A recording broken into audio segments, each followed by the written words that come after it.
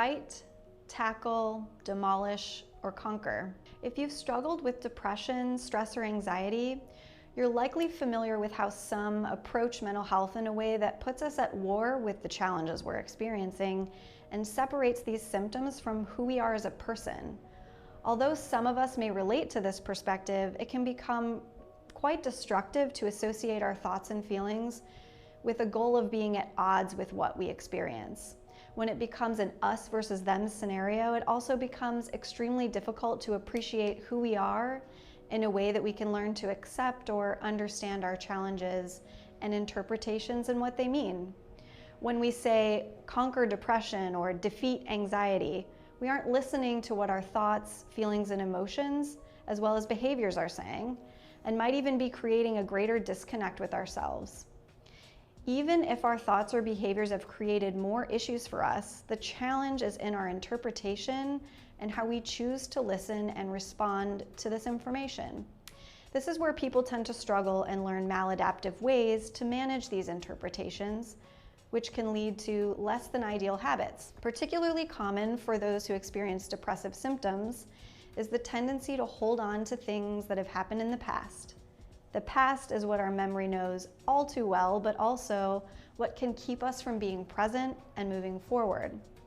I'll mention 4 areas that can be helpful in letting go of thoughts, ideas, or feelings that have become destructive or challenging to move on from. First is focusing more on the present.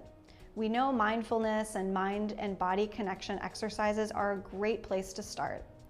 Trying a new mindfulness activity regularly can be a great goal to work toward. This might be yoga, meditation, or breath work, to name a few. Second is identifying what our thought traps are. Do we tend to catastrophize, personalize, mind read, or use emotional reasoning? Understanding common cognitive distortions can help us gain introspection and a better understanding of how we can use other skills to address these unhelpful thought patterns.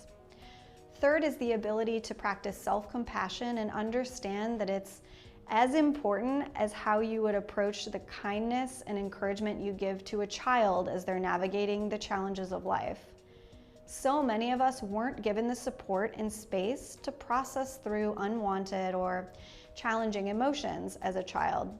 So we stuff and avoid instead of listening and attending to our feelings. It's easy to beat ourselves up and continue to tear ourselves down. This is why it's so important to learn how to meet our own needs, which starts with self-compassion and acceptance. Finally, ask yourself what ideas, thoughts, or feelings you're holding on to and how they're serving you. So what continues to occupy space where it's unwanted? And what would you want to use that mental or emotional space for if given more room? Keep these 4 areas in mind as you assess how tightly your grip on some of these things might be keeping you stuck. Thanks for being here.